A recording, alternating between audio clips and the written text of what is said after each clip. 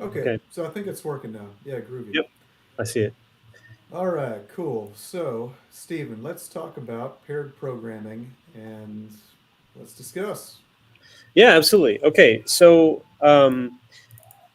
uh, pair programming, right, is this concept where you are working with a partner on a code, and you could pair on design, you could pair as a product manager. But my vision for what this is for Southwest Digital Marketing is um, us pairing with people to teach them how to do what we do, right? So that's kind of the foundation of it. That's the whole point. Um, if only one of us is carrying the knowledge of how to do things, we're not making ourselves a better company. We're not making each other better, and that's what we want to try and do. So there are three phases. There's the I do. The second is we do. The third is you do. So in the first phase, I do. I am doing the job. I am the one who is designing something. I'm making the website. I am making color choices. I'm making design choices, layout choices, whatever it is. But the whole time, I have somebody with me behind me asking questions if they have questions. But while we're doing that, I am explaining why I'm making the choices I am. I'm explaining, why I chose a certain color, or why I chose a certain like second color for a gradient, or why I think this layout would be better than another one. Um, and what that does is that's me, right? It's teaching my apprentice, it's teaching the person I'm pairing with what I know, right? So that they can be better. And that also And makes, not only what you know, but the way that you're thinking, the yes, way of processing how to reach different outcomes and how right, to make exactly. decisions. Mhm. Exactly. And that's how you build that's how you make a good designer, right? Or you make a good programmer, is by teaching them kind of like the foundational knowledge, where your thoughts are, like what's the deeper knowledge that you have about what you're doing that maybe isn't even apparent on the surface. Like if it's just about design choices, you can see and probably glean why I would be doing something. But by explaining kind of like further, you know, I wouldn't use this layout because it's an old style. I'm going to choose this new layout style because it's kind of like it's trending right now. So that's the first phase. That's the I do. The second phase, that's we do. That is kind of pairing at its finest, and that's where we're collaborating on something. And it could be I'm driving, meaning I'm doing all the actions on the screen, and you're watching, but you are telling me what to do. So I would use we do a lot of times. If I would have the person I'm teaching, or if I'm the kind of the senior designer, I would have the person I'm teaching up front driving, and I would direct them what to do. So I would tell them, okay, I want you to click on that component. We're going to switch that out. We're going to change the color on it, whatever it is. But I'm kind of like driving as they're doing it, and that's kind of helping them um, understand kind of my thought process as I'm doing, but also gives them the practicing part of it, which is kind of absent in the first phase. Like I can sit there and watch people all day, but until I actually start applying the knowledge that I'm given, I won't be that great at practicing it myself, right? Yeah, it's a little bit like a spotter in the gym.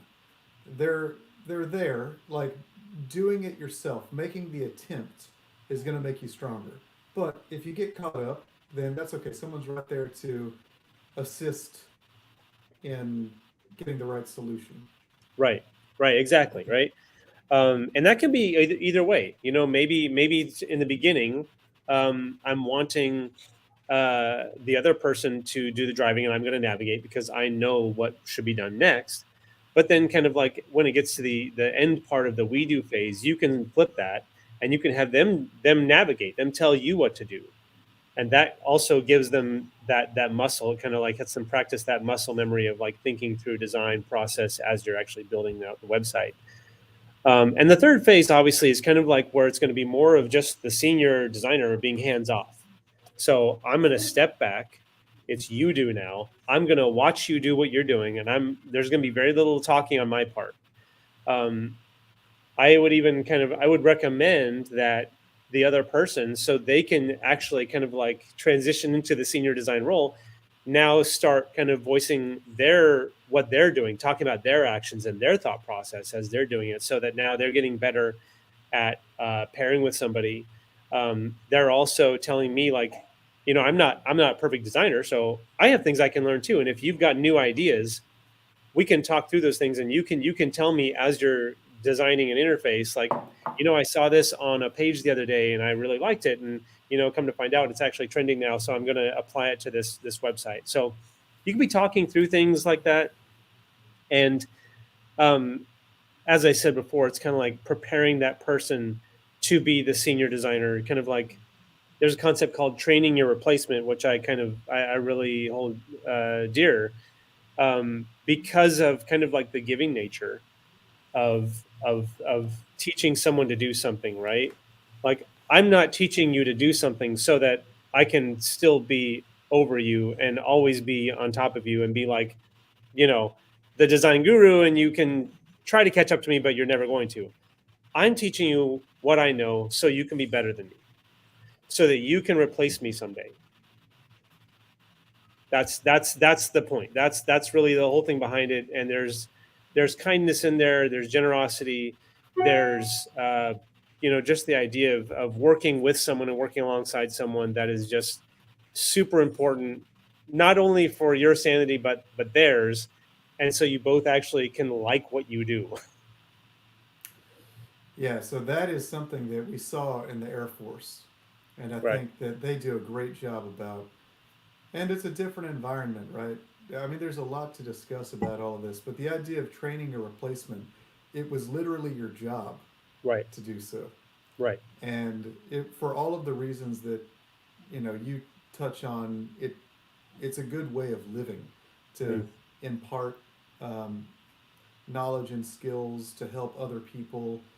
The organization grows stronger. And the difference, though, is that in the armed services, or maybe the government, in general, they're relatively insulated compared to free market. So, uh, there have been instances I've seen working in, companies or whatever, where you train your replacement and then you're gone. Uh, and that starts talking about the kind of company that you want to be a part of, and if you're a business owner or you're joining a startup, what kind of culture are you interested in forming? Right. What kind of commitments and expectations are you going to have with the people that work there? Is How do you deal, and can you accept that if you train this person, they gain the skills from you, and then they Hmm. leave to do something else, pursue another opportunity for higher pay, even become your competitor in the space, which happens, especially in architectural design. That's very easy to occur. Mm. Like, are you prepared to deal with that? I think that, like, a couple things that I've learned since starting to do this in the like private company, and the company I work for now, which is a civilian company, is that still holds true. And the thing about it is that, like, I feel like there was a time when it was more common to see people, like, just, I guess, for lack of a better term, like, screw you over, right? By taking what knowledge you had and then using it against you and taking your job. The thing is nobody wants to work with those people. Nobody wants to work with people like that. And eventually, everyone finds out what kind of person you are when you do that. And then you don't have any friends and allies anymore. Allies. That's a powerful word. I think about that a lot. Mm. And for me, like, developing this gets also into like business development and brand, if you want to call it that. Whatever. A company. Mm. A company is just a group of people working towards something, and there's got to be profit in there so that we can keep the whole thing going. People can live. Hmm. But the company literally is just the people there. Hmm. Yeah. So, how do you we're all human and we all have our own hopes and dreams, and there must be trade-offs in life. sometimes, unfortunately, what is right for you and your family, it's not great for the other people for whatever reason, and that's life, you know. Yeah. I think to me, like the process of doing business development involves thinking creatively about what kind of system and infrastructure can we build here to where even the worst case scenario is actually good. If if someone comes onto the team and gets trained up and then leaves, how do we make it to where that's actually a good thing for everybody? It doesn't throw any wrenches in the business. I believe that there are answers to those things. Oh, I think there are, honestly. Like, one of the things that I'm learning, kind of where I'm working, is that, kindness is at the center of it, and celebrating someone else's victories, and you're creating that culture where people actually want to work with you. Um, I guess, like, what I've seen, anyways, is that when you share knowledge, right, and that's one of the core tenets of where I work, is um, like, you're making the world around you better.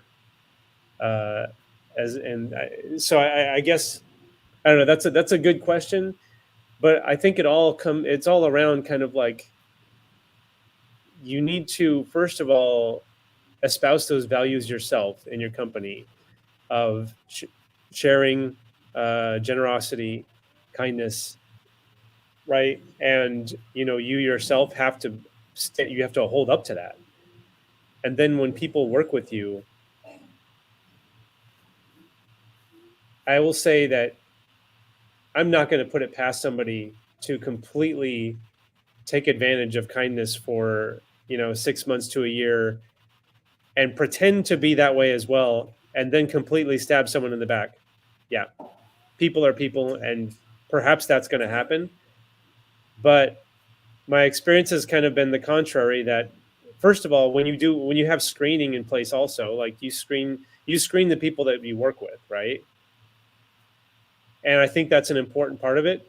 And then once you actually start working with someone, and you show them that you yourself are open, transparent, kind, generous, and just pouring into them, like pouring learning into them and wisdom, that it creates that environment you're talking about, where if people leave, it's okay, and actually connections are made, right?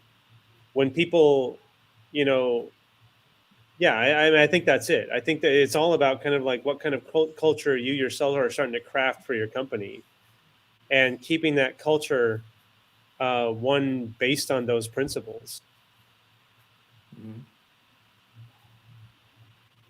Yeah. Yeah, I think it's also there are so many ways that you can help help people around you, Yeah. and I must be. I mentioned that I don't like to leave doors open so people can screw you over. I won't do it anymore because people walk through those doors, or even the door being there shifts the dynamic, and that's not good. So I think that there are ways in which you can develop people within the company. Like the base, the foundation is that the company, the clients and customers are satisfied with the product that is delivered, and the company is profitable. That's like the foundation. That must be true, otherwise you don't have anything. And then on top of that, ideally, you're going to be developing your people and creating a culture that lets people know that this is a darn good job, and I'm happy to be here, and I'm Hmm. happy to come to work and be with the people around me and all that stuff. That's cool. But then they might leave. But if you can get to know the folks in the company, there are a lot of other ways to like incentivize them that is good for everybody. You know, hey, you can have the discussion about what would be good for you in the next 6 months or something like that. And if we do that, could you see yourself staying here for another 2 years or Hmm. whatever? I mean, Yeah. I think that that's like a creative. There's there's doing right ethically, but that is not mutually exclusive to having a systematic uh, underpinning of a company that ensures that as best you can continue to avoid the whole thing breaking if somebody just and plus people get into accidents and like accidents occur sometimes people just have to leave for Hmm. whatever reason. Yeah. Anyways, back to paired programming, right? I would Yeah. say that there's a big trade-off, which is that especially for a smaller company, I mean, I don't even know if you call it a company. It's a company once you get multiple people in there, right? But in the beginning, a lot of times it's just a sole proprietor business. That's where people start at a lot of times. Hmm. And hiring somebody is a huge deal. Hmm. There's like half the time, there's no money barely to live on and to pay bills. And now we're talking about bringing someone in. It's a huge risk. They're going to Hmm. be getting paid. If they are not able to deliver, then you've just wasted extremely valuable resources and all this, right? It's big, Right. very stressful for a small business owner to bring anyone on. And Hmm. now you're talking about paired programming in which this person isn't even solving my problem really, they're creating a problem instead of allowing me to gain more time.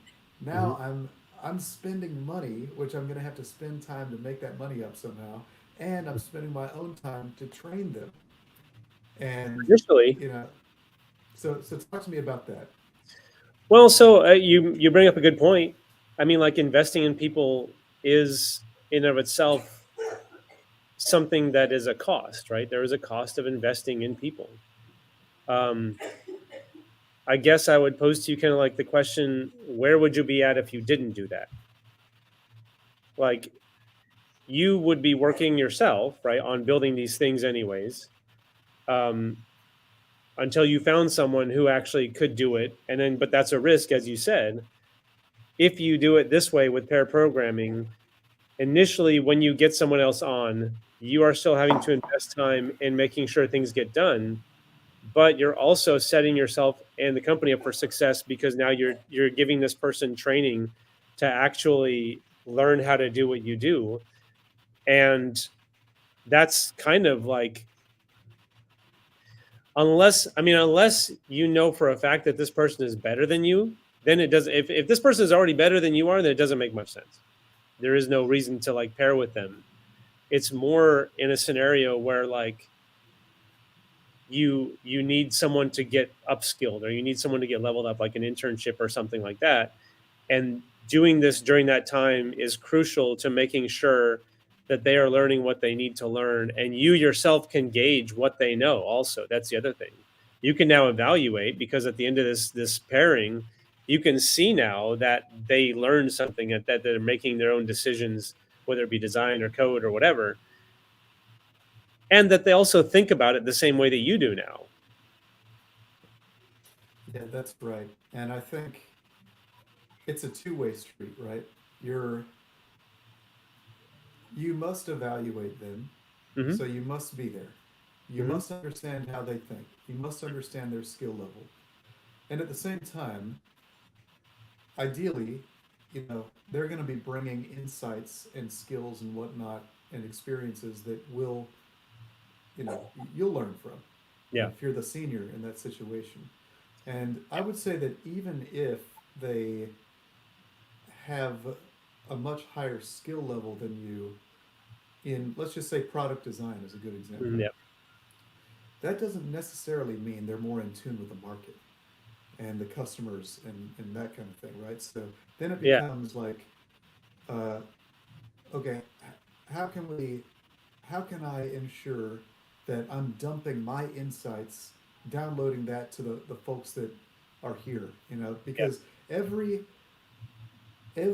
aha moment that you can download to your crew, that is one step away from your crew that you need to like be there with, I think. Yeah, and actually that brings up a good point about the pair programming too, I think that I kind of really didn't touch on, but you know, when you hear something like, okay, we're pairing and you're teaching and they have to watch you do what you do, right? That's assuming that there is like a long period of doing that, right? Or that you can't leave them alone. I think it's fair to say that you do want to leave them alone sometimes. I think it's fair to say that, like, okay, we've done what, 4 hours of pair programming together. I want to leave you, I'm going to give you a task. I want to see how you complete it. And then you yourself go and take care of other business or something for a bit to, get things done. And then you can come back and see how they did. And if they had trouble, okay, well, let's talk about what the trouble was. But chances are, if you've done your time together, they will have learned something at least that will give them, that boost of, okay, now I feel like I can do some of this on my own. Now I feel like I know enough about what we were doing that I can now kind of continue on. And it doesn't have to be like a graduation where you have to meet a milestone before you're alone, which is kind of like the way it was in the military. Like you just couldn't leave people alone until they are qualified. I don't think it has to be like that in where we are. I think you can certainly kind of like be deliberate about the time you are together, making sure that you are making the most of that time, and then kind of like stepping aside, giving a task or two and saying, okay, try and complete this. I'll come back and check on you, a couple hours, and then we'll see where we are. Mm-hmm. And that way you kind of like, to your point a little bit ago about just like, I've got things I need to do. I'm trying to invest in this person. The whole reason I hired somebody was so I wouldn't have to do this now. You can graduate to that, right? You can take these gradual steps toward that and kind of make it so you can see the benefit to getting someone onboarded a little bit sooner. Yeah, and this again, I think, touches on how you can creatively and strategically give benefits to folks above and beyond the pay, right? So the most important thing really is a person's attitude. And you need to work with them for a minute and go through maybe some interviewing stuff to sort them out if you don't know that already. Recommendations obviously are great, but if they have the right attitude, then you can provide them ways, like for example, I was thinking about this for us. Um, Company will buy a whatever, a Webflow, a Figma, any kind of training material that I need, Mm. and go through this course, and it's going to make you way better, and Mm. then that'll be nice, right? At Right. least at that point, I'll know that we'll both go through it, so I'll Mm. know that we are on the same page about a lot of stuff, and also maybe as paired programming sessions are conducted. See, this is the other nice thing about paired programming is, like I said, it's two ways. So two people are going to be learning, right? Mhm. Well, the senior should be thinking about how we can systemize things. So perhaps there's information that will come out of these paired programming sessions that will allow the development of training material, which will last forever. Even if that person leaves, we've got the training material, which can be used to help spin up new employees, potentially even be a new product that we offer. Yeah. Yeah. Absolutely. What would you say the biggest risk and problem of paired programming is? I mean, the biggest problem is the time thing that you mentioned. That's kind of what turns a lot of people off of it. To be honest, is that, well, now you're telling me I need to dedicate 2 people to one job instead of one for a bit. Yeah. I mean, but if you think about, like, I think one of the things that I'm learning as starting in the civilian company is that when you hire somebody, you are taking a gamble. You're gambling that they know what they're doing, and you're doing all you can to make sure that they do know what they're doing before you hire them. But in the first place, like, you're gambling that they actually do know what they're doing, that all the things that they said were truthful, and that they're going to behave like that once you hire them. And I would just say that, like, the other part of pair programming is setting that expectation also of like, here's how I expect you to work, right? Hmm.